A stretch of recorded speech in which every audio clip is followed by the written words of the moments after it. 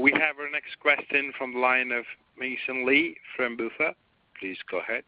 Thank you, William, Stephen, and the management. Congrats for the good result. Also, the first question is that I think the market seems does not understand too much on the battery as a service.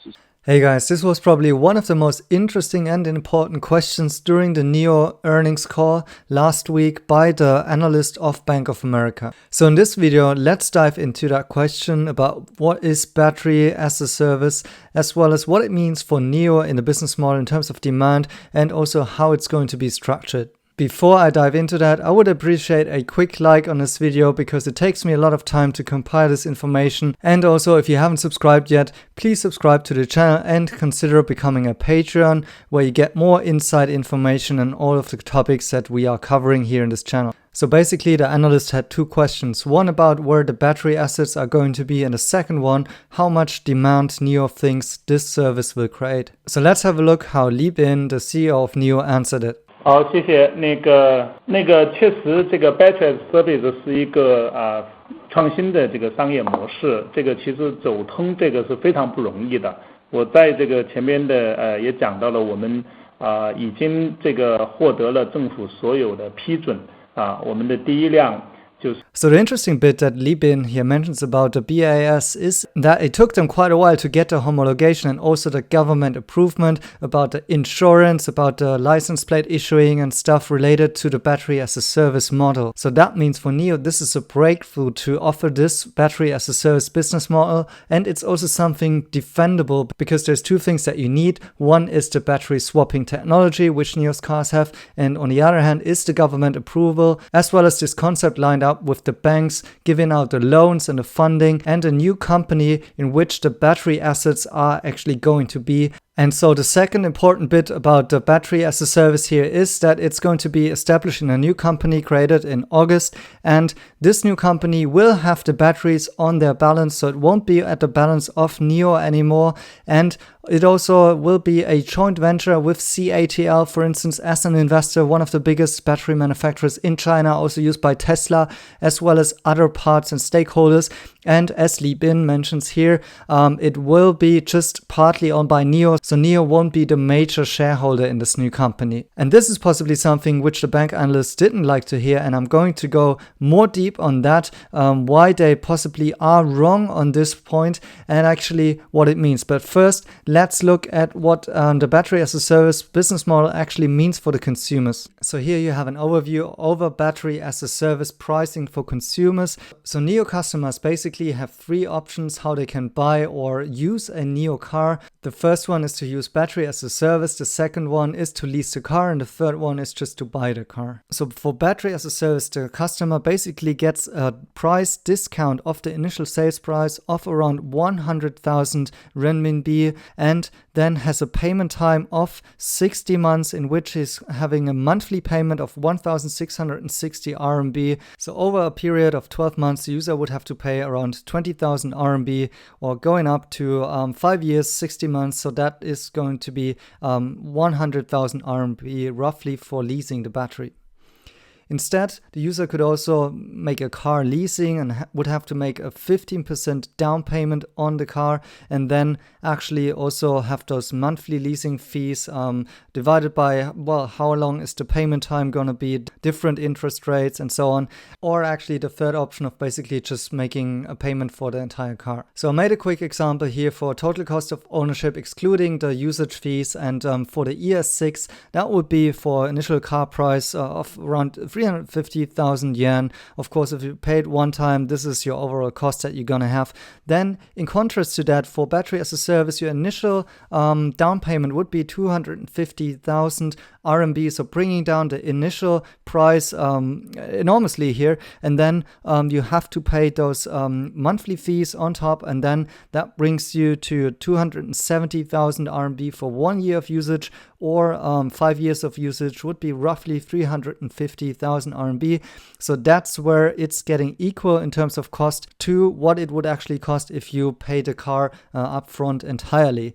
In contrast to that, for the leasing, you have also to do a down payment of 52,000 RMB. And then you, of course, have also the leasing rates on top. So already after 12 months, that will relate to 360,000 RMB. And this is just getting more expensive the longer you are leasing it indeed. So as you can see here, the BaaS model is actually quite good in terms of from a customer perspective, because it really brings down the initial purchase price. But in addition to that, it stays below the capital cost of the other models within a 5 years time frame. So my point of view, it is actually a new innovation from the business model side here, which is quite customer friendly. But how come that analysts obviously didn't get what it means? If you see those articles, some even say that the sell-off after the NIO earnings call was actually related to this.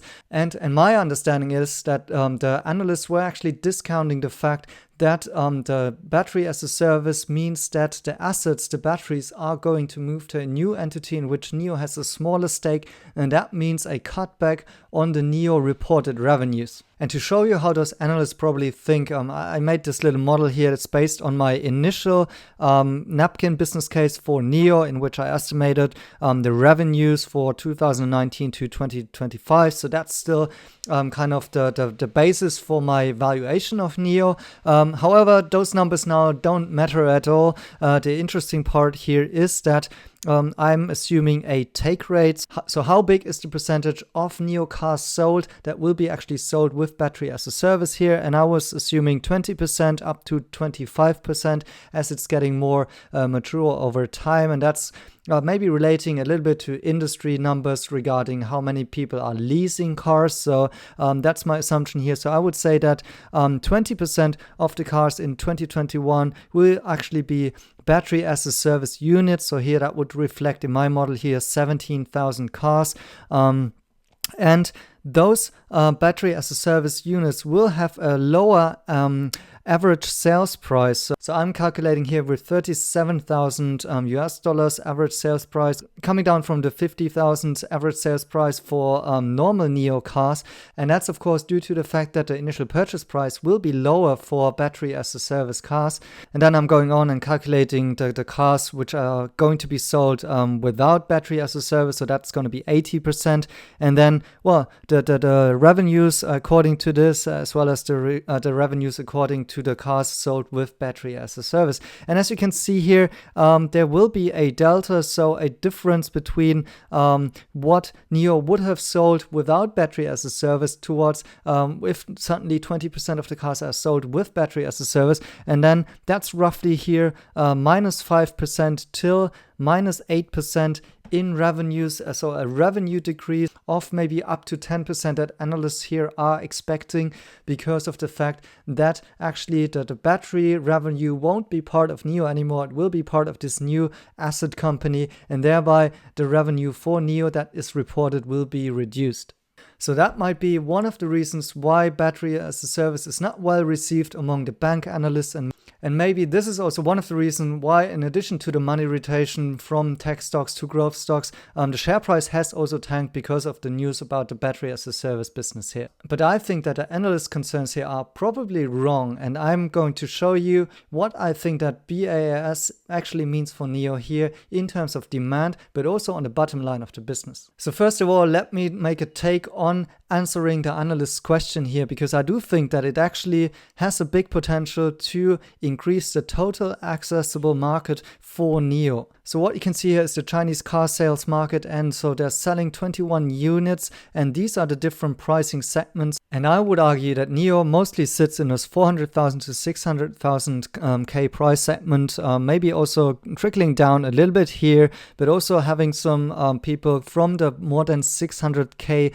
budget people buying NIO cars. So in total, I would say roughly the addressable market would be 1.26 million units for NIO. And if we now are going to add the 250,000 K to 400,000 K, or maybe a little bit also of the other segment here on top as well, I would say the total addressable market ramps up to 2.73 million units for NIO, and that is an addressable units increase of around 117%. And also if we calculate with the average sales prices here and what the market is worth in each of those segments, it's also adding to a 133 billion new addressable market for NIO here. And that's also a nice increase of 65% of the total addressable market in terms of revenues. And that really resonates well with a McKinsey study that I found on Chinese car market, in which they say that the existing owners are currently mostly looking to upgrade their car in a price range of 200,000 to 300,000 RMB. That's the most favorite price point, and this is exactly the favorite price point in which NIO is entering here with the BaaS model. So on one point, increasing their total accessible market, and at the same time actually accessing this segment in which most of the users are actually wanting to buy their cars. So with that insight and those assumptions, I made new calculation about what could actually drive the NIO demand and how it translates into revenues. And here I made a total accessible markets calculation. So for the old market and NIO was in with the current price segment and also how it increases over time. And then also calculating the new market. So with the BaaS, the new segment that they can access additionally. And that's totaling to this new battery as a service total accessible market. And then once again, for the existing customer segment of NIO, I am calculating with a take rate of 20% to 24% of people who will be using the battery as a service model in order to purchase their NIO car. So once again, for this, I'm calculating with the lower average sales price here. But then we also have this new market segment, of which I'm assuming here that they can win 0.5% up to 6% of the total market as a market share for NIO with this new battery as a service offering, because it's user-centric. It will be well received by the users, so I think they can break through in this segment and win over some market share here. And I think it's actually not too optimistic here on that side. And this, of course, will be new battery as a service units with a lower average sales price here that we need to add on top. So in the end, this translates in a new calculation of how many cars NIO will be selling. So these are the total units that I'm getting here. And then let's see how it differentiates actually from my initial revenue model for NIO. And we can see that, already in 2021, NIO will be selling 8,000 more cars due to the battery as a service, and up to 130,000 new cars in 2025 that will be added to on top of the revenue line of NIO due to the battery as a service. And this obviously also translates into more revenue, starting with around 100 million additional revenue in the very beginning up to 2 billion US dollars in additional revenue here. So an increase actually with the battery as a service model. So as an outcome, I see that the revenues estimations that I made initially are actually getting boosted 10% with the new additional units, even though some of those units will be actually sold at a lower average sales price. But because there is this additional demand and an increasing demand in here in this quite conservative estimation model, it already adds 10% of new sales to NIO, and also, obviously adding to the revenues here. So I would say there's actually a chance for the BaaS model to actually increase the revenues, not decrease it, even though the battery assets will be in a new separate entity.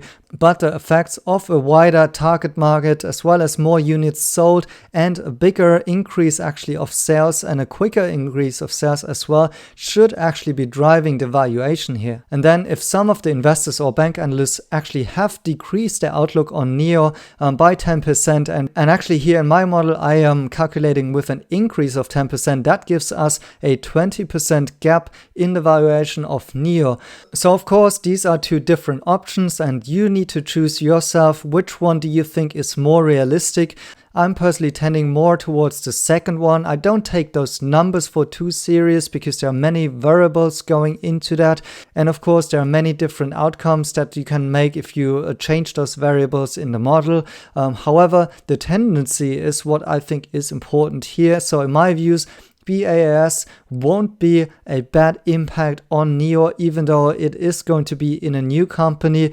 In fact, I do think there will be more positives actually on that side, and it has the potential to boost the revenue, boost the valuation, and actually also has many more aspects which I cannot cover in this video in terms of the business model for the user, for NIO as a company in terms of stability and more market penetration and such things. So lots of positive effects here on that side, and I do think maybe if the analysts are getting too negative on this new business model, then they possibly don't have a good understanding of it yet. We will see the outcomes when NIO pitches the final model by the end of Q3, when the company will be announced, when also it is clear how it will exactly work with the financials between those two companies and so on. I think there's still much more tweaks that can be done. So I'm really excited about it and looking forward to the final model and how it's going to be established. So yeah, that's it now. Let me know down in the comments, what do you think about the differences, about first of all seeing it negatively and second of all seeing it positively.